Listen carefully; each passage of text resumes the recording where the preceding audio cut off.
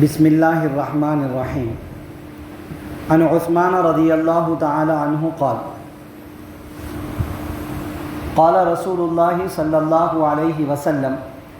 ما من امرئ مسلم تحضره صلاة مکتوبة فيحسن وضوءها وخشوعها وركوعها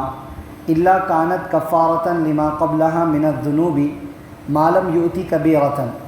وذلك الدهر كله رواه مسلم وذلك الدهر كله رواه مسلم۔ حضرت عثمان رضی اللہ تعالی عنہ سے روایت ہے، کہتے ہیں کہ رسول اللہ صلی اللہ علیہ وسلم نے ارشاد فرمایا کہ جس مسلمان شخص کے پاس بھی نماز کا وقت آتا ہے، فرض نماز کا وقت آتا ہے، پھر وہ فرض نماز کے لیے اچھی طرح وضو کرتا ہے اور اچھی طرح خشوع و خضوع پیدا کرتا ہے اور اچھی طرح رکوع کرتا ہے، الا کانت کفارۃ لما قبلها من الذنوب، تو یہ نماز اس کے لیے اس سے پہلے کے تمام گناہوں کے لیے کفارہ بن جاتی ہے، ما لم یؤتی کبیرۃ، مگر یہ کہ اس نے گناہ کبیرہ کیا ہو، اور یہ سلسلہ گناہوں کے معاف کرنے والا الدہر کلہ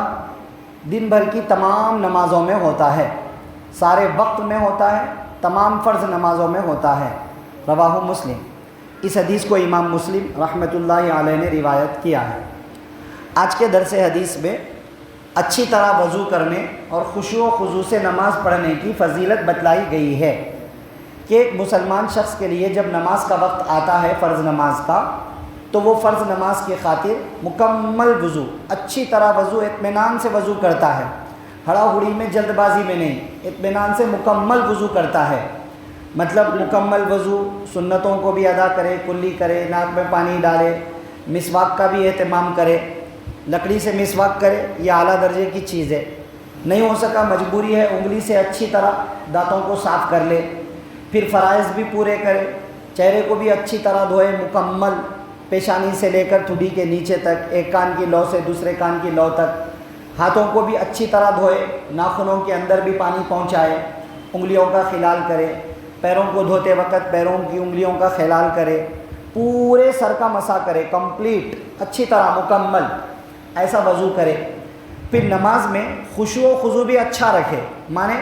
پوری توجہ اللہ کی طرف رکھنے کی کوشش کرے۔ ایک چیز یہاں ذہن میں رکھیے، 90% ہم لوگوں کی توجہ مکمل طور پر نماز میں اللہ کی طرف نہیں لگتی ہے، تقریباً سب کی، مگر اس کے لیے کیا کرنا ہے، کوشش کرنا ہے، جتنی مرتبہ خیال بھٹک رہا اتنی مرتبہ اللہ کی طرف لانے کی کوشش کرنا۔ غفلت والی پوری نماز نہیں پڑھ لینا، اب نماز میں ذہن بھٹک گیا، سلام پھیرے تک بھٹکا وہی ہے، ایسا نہیں ہونا۔ بھٹک گیا، کوشش کیجئے، پھر جوڑیے، پھر بھٹک گیا، پھر جوڑنے کی کوشش کیجئے۔ اسی بے خوبون میں پوری نماز بھی گزر گئی تو نماز خشوع والی ہی سمجھی جائے گی، کیونکہ ہمارا ارادہ خشوع کا ہے۔ بہرحال ایک ہے خشوع کا مطلب پوری توجہ اللہ کی طرف کرنے کی کوشش کرنا۔ تیسری چیز رکوع اچھی طرح کرنا۔ رکوع کہا گیا ہے یہاں، رکوع سے مراد ہے رکوع، سجدے، پورے اعمال مکمل توجہ کے ساتھ، سیدھا رکوع، ایک دم آڑا ٹیڑھا ڈھیلا رکوع نہیں، ایک دم ٹائٹ بہترین رکوع کرنے کی کوشش کرے۔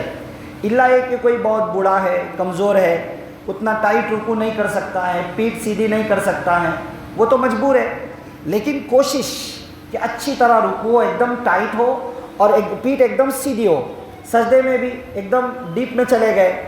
اونٹ کی کوہان کی جیسا، ویسا نہیں، پیٹھ سجدے میں بھی سیدھی ہونی چاہیے۔ اس طرح سجدے کی جو پوری کیفیت ہے، سجدے میں انگلیوں کو ملا کر رکھنا اور اہتمام کے ساتھ میں ناک بھی لگنا، پیشانی بھی لگنا، ایسا